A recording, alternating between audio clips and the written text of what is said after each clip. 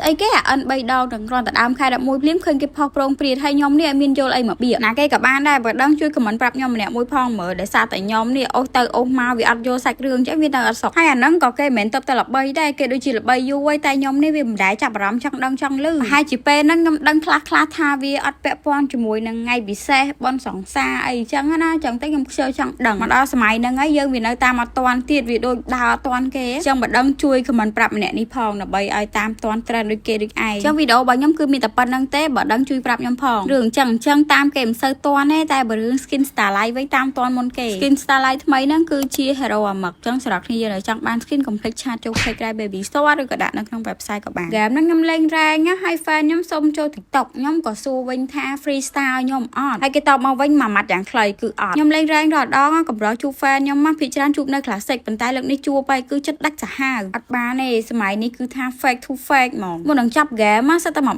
បាយយើងទៀតគិតមើលគ្នាយើងថាឈឺចាប់ប៉ុណ្ណាទីបំផុតគឺខ្ញុំត្រូវ defeat ដោយសារស្នាដៃ fan ឲ្យតែលេងហ្គេមប៉ះគ្នាគឺគ្មានពាក្យ fan មួយ idol ទេចាសូមអរគុណ